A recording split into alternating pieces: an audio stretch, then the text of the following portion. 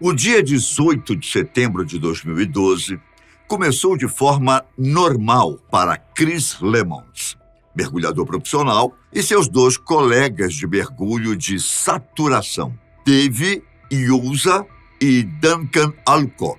Os três entraram no sino de mergulho como parte do procedimento do trabalho, que seria baixado a partir do navio Bibi Topaz até o fundo do mar, onde eles fariam os trabalhos de reparo. Lemons fazia parte de uma equipe de mergulho de saturação que consertava oleodutos num poço de petróleo no campo de exploração Huntington, localizado na costa leste da Escócia, Reino Unido. Mas para compreendermos o grau de dificuldade e os desafios que os mergulhadores de saturação enfrentam, vamos conhecer um pouco melhor sobre como funciona essa profissão. Mergulho de saturação. Considerado uma das profissões mais arriscadas do mundo, o mergulho de saturação consiste no desempenho de tarefas submarinas, executadas por mergulhadores altamente qualificados para estarem submersos em até 300 metros abaixo da superfície do mar. Para fazer esse trabalho, mergulhadores precisam passar um período de 1 mês vivendo, dormindo e comendo em câmaras especialmente construídas a bordo do navio de mergulho, separados do resto da tripulação por uma parede de metal e vidro. Dessa forma, nesses tubos de 6 metros de comprimento, os mergulhadores se aclimatizam à pressão que eles experimentarão embaixo d'água. O salário dessas pessoas varia entre $30 mil e $45 mil por mês, gerando uma renda fixa de mais de $180 mil por ano, com acréscimos e bonificações. No entanto, a rotina desses profissionais não é nada fácil, pois a grande maioria vive literalmente sob uma pressão imensa, em uma cisterna com 12 pessoas por um período de 28 dias, por vezes trabalhando em trios, com um total de 4 equipes mergulhando em um período de 8 horas consecutivas no fundo dos oceanos. De acordo com Sam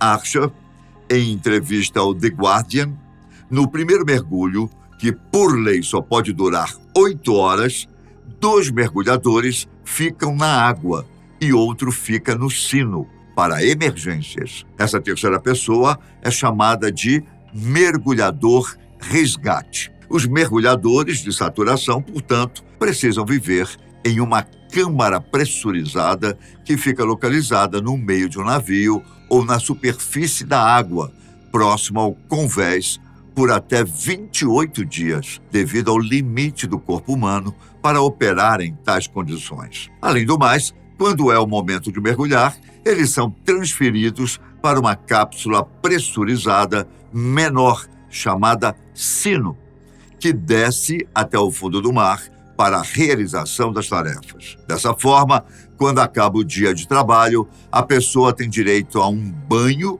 e uma refeição preparada e enviada na hora. A rotina desse trabalho também segue um procedimento regido por lei, que determina que depois de uma viagem, a pessoa pode ter no mínimo 1 mês de folga antes de poder retornar ao trabalho. Porém, segundo Sam Archer, a maioria das pessoas fica bem menos tempo em casa. Bom, essa é a profissão dos mergulhadores de saturação, um dos trabalhos menos conhecidos e mais perigosos do mundo.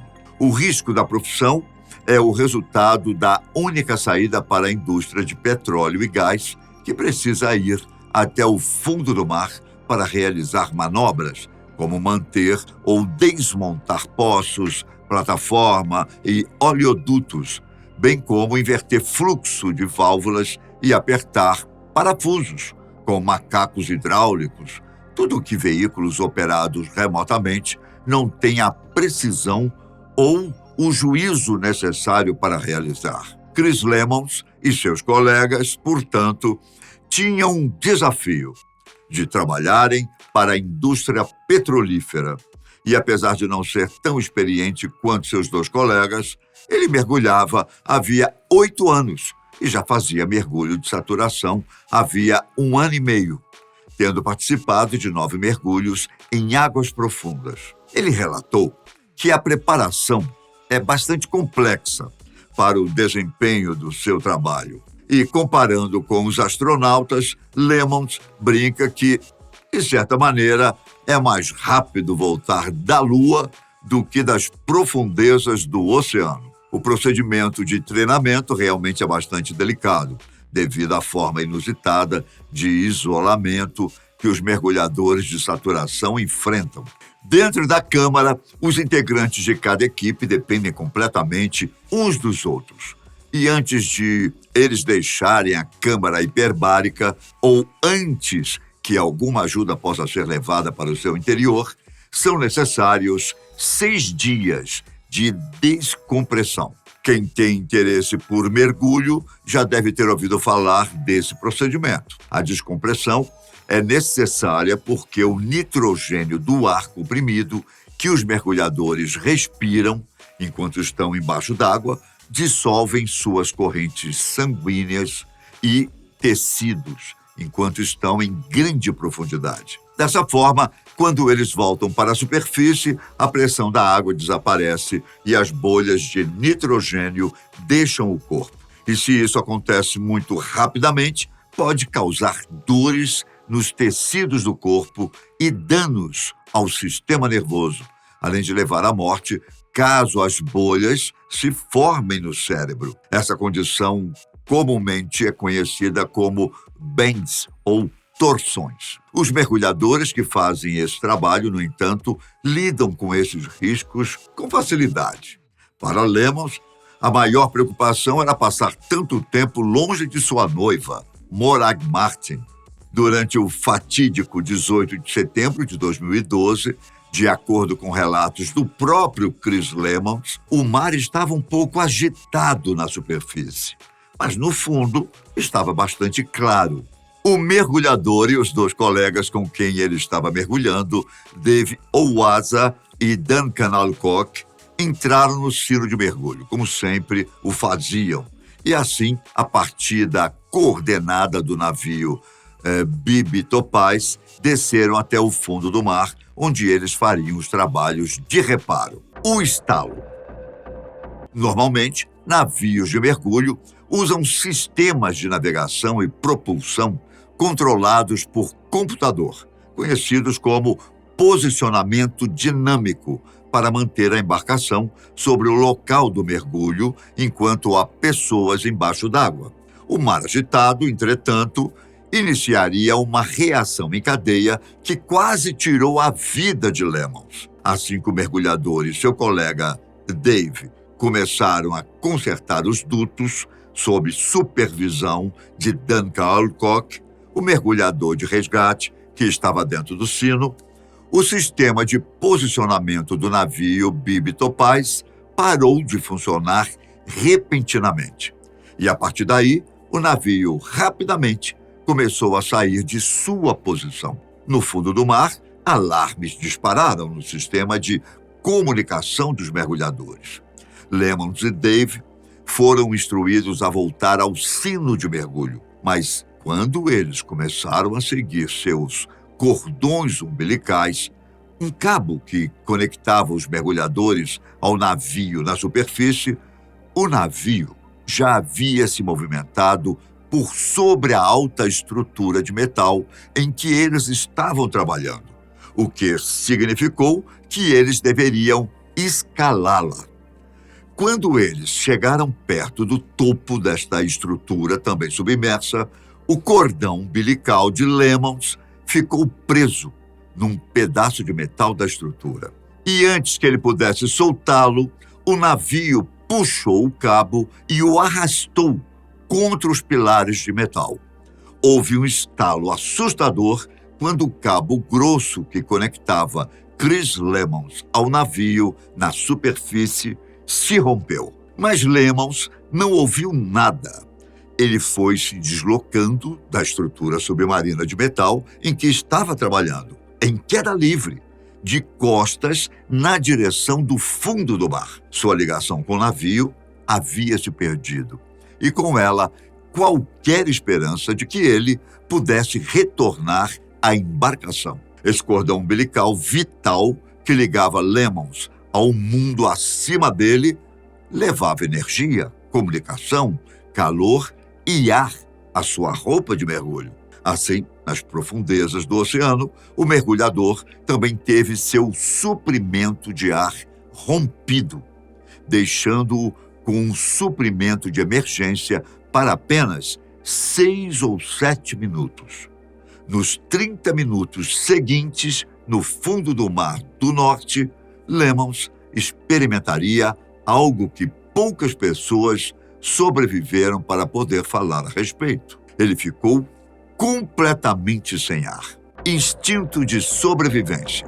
A tensão que rompeu o cabo deve ter sido imensa. Composto de uma série de tubos e cabos elétricos com uma corda passando pelo meio, ele começou a se romper enquanto a embarcação o puxava, o esticando cada vez mais e mais. Instintivamente, Lemons ligou em seu capacete o dispositivo para a entrada do ar comprimido de emergência do tanque que carregava nas costas. Mas, antes que ele conseguisse fazer qualquer outra coisa, o cabo se partiu e ele foi jogado de volta para o fundo do mar.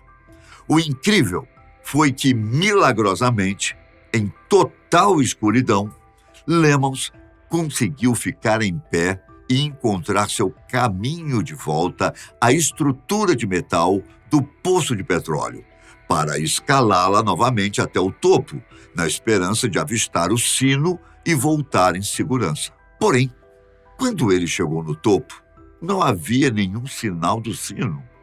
Então o mergulhador resolveu manter a calma e conservar o pouco de ar comprimido que lhe restava. Ele tinha apenas cerca de 6 ou 7 minutos de ar de emergência em suas costas, lembra? Então, como Lemons não esperava ser resgatado, depois de tentar sobreviver, ele simplesmente se curvou como um tatu-bola. De acordo com Mike Tipton, chefe do laboratório de ambientes extremos da Universidade de Portsmouth, no Reino Unido, a perda de oxigênio está no último extremo da sobrevivência.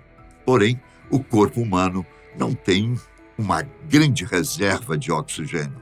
Talvez uns 2 litros, se formos mensurar.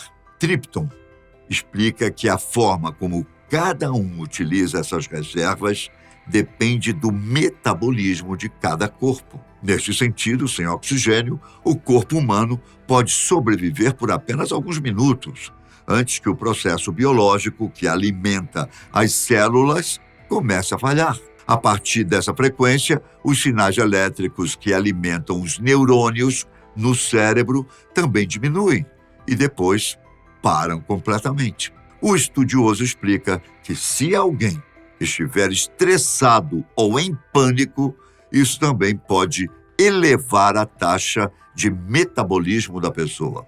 Ele diz ainda que um adulto em descanso geralmente usa entre 20% e 25% de 1 litro de oxigênio a cada minuto, e que essa métrica pode aumentar drasticamente para 4 litros por minuto, caso a pessoa esteja se exercitando fortemente. A tripulação.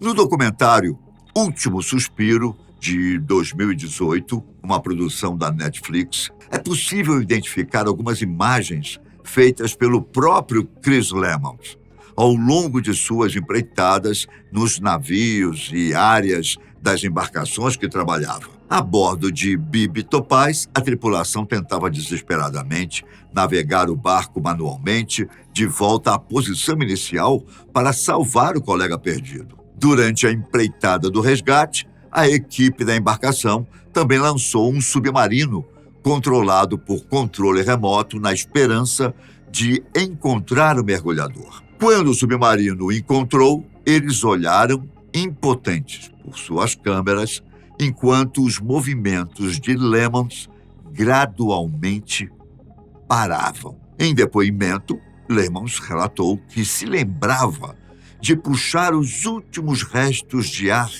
do tanque de suas costas e que se sentiu um pouco como quando caímos no sono. O mergulhador ainda se lembra sobre o sentimento e a sensação que teve, que apesar de não ter sido tão desagradável, ele relatou que teve muita raiva por causa dos danos que isso causaria a outras pessoas e que lembrou de sua companheira, com aquela sensação de ter falhado em alguma coisa com ela. Passaram-se 30 minutos até que a tripulação do Bibi Topaz fosse capaz de retomar o controle e reiniciar o sistema de posicionamento dinâmico que havia falhado. Quando seu colega Dave chegou até Lemons, no topo da estrutura submarina, o corpo do mergulhador, perdido, não se mexia. Dave arrastou o colega de volta até o sino e o passou para o mergulhador de resgate. Quando eles removeram seu capacete, Lemons estava azul e não respirava. Instintivamente, Alcock, o mergulhador de resgate, lhe deu 2 respirações de ressuscitação boca a boca e, milagrosamente, Lemons retomou a consciência. Quase 7 anos depois, Lemons segue perplexo sobre como ele conseguiu sobreviver por tanto tempo sem oxigênio. Segundo o senso comum, ele deveria ter morrido depois de ter ficado tanto tempo no fundo do mar. Mas parece que a água gelada do Mar do Norte pode ter tido um papel nesse desfecho. A cerca de 100 metros de profundidade, a temperatura da água provavelmente estava abaixo de 3 graus Celsius. Sem a água quente que fluía através do cordão umbilical para aquecer sua roupa de mergulho, seu corpo e seu cérebro rapidamente esfriaram. O pesquisador Tipton, que estudou pessoas que sobreviveram a longos períodos sem ar embaixo d'água, informou que o rápido esfriamento do cérebro pode aumentar o período de sobrevivência sem oxigênio. Explicando melhor, se você reduz a temperatura em 10 graus, a taxa de metabolismo pode cair pela metade. Agora, se você reduz a temperatura do cérebro para 30 graus, isso pode elevar o tempo de sobrevivência de 10 minutos para 20 minutos. E caso o cérebro esfrie para 20 graus, esse tempo de sobrevivência pode chegar a até 1 hora. Segundo os estudiosos sobre o assunto, mergulhadores são talvez as pessoas mais propensas a experimentarem uma perda repentina de suprimento de ar. E pensando nas técnicas e nos instrumentos de sobrevivência, o ar comprimido que mergulhadores de saturação normalmente respiram pode ter dado uma chance a mais ao mergulhador Lemons, pois quando alguém respira muito oxigênio sob pressão, o oxigênio pode dissolver na corrente sanguínea, dando ao corpo reservas adicionais que ele possa usar. O documentário. Penso do início ao fim, o documentário Last Breath conta a história real e inacreditável de Chris Lemons, que ficou completamente sem respirar em uma profundidade absurda na escuridão do oceano. Trazendo novas perspectivas para a história, o roteiro propõe uma dinâmica envolvente, emocionante e tensa, de acordo com críticas de cinema sobre o filme, lançado pela Netflix em 2018. O espectador é transportado para o lugar do personagem real ao se preocupar com o protagonista, após surgir na tela um relógio apresentando o período em que Lemons está à deriva, iniciando assim uma corrida contra o tempo para ajustar o rumo do navio para chegar até o mergulhador antes que o pior aconteça. A excelente construção de clima causa uma tensão nos espectadores que podem se colocar no lugar da equipe de resgate de Lemons, que correm contra o tempo para conseguir salvar o colega. O documentário se divide entre imagens reais dos mergulhadores, entrevistas com outros profissionais e cenas reproduzidas com os próprios personagens. A partir de imagens da vida real, feitas pelo próprio Lemons, além de gravações de áudio, o documentário reconta a missão de resgate e o estado de sobrevivência do mergulhador, incluindo descrições angustiantes de como é estar totalmente sozinho nas profundezas do mar. Profissão de risco.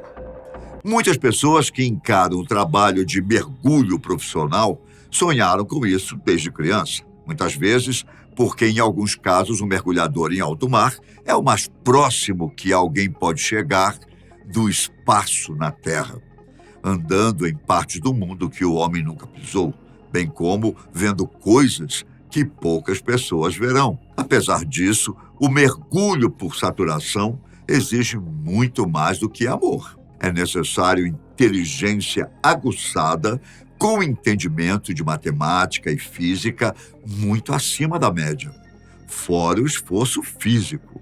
Os mergulhadores, portanto, precisam ter músculos resistentes e estar em forma para conseguir, por exemplo, operar tubos de 20 quilômetros com parafusos que podem pesar até 90 quilos cada.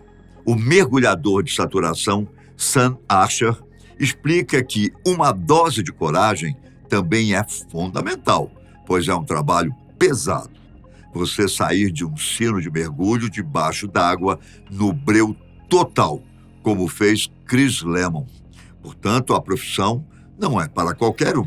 A todo momento, os mergulhadores pairam sobre a linha tênue da morte, devido ao ambiente no qual estão inseridos. Qualquer erro ou não na inspeção de um protocolo de segurança, cujos exercícios são desempenhados a todo momento e precisam de checagem quando alguém está do lado de fora do sino, pode levar a um resultado catastrófico. Esse é só mais um dos motivos pelo qual não há espaço para tensão entre os mergulhadores. Todos precisam se dar bem e ter uma relação de irmandade. Portanto, a tolerância, como parte do convívio, é essencial para um trabalho bem feito, sobretudo quando há tanto dinheiro e competitividade para ganhar destaque ou faturar ainda mais em um espaço tão reduzido, onde a vida de um depende do profissionalismo do outro. Ou seja, no final das contas, não se trata apenas de mergulhar. Isso provavelmente é apenas um dos requisitos na lista de competências e exigências de um bom mergulhador de saturação, que também deve ter um bom senso de equipe e caráter, além de calma e controle emocional em situações agravantes. Eu fico por aqui. Um grande abraço para você. Tchau!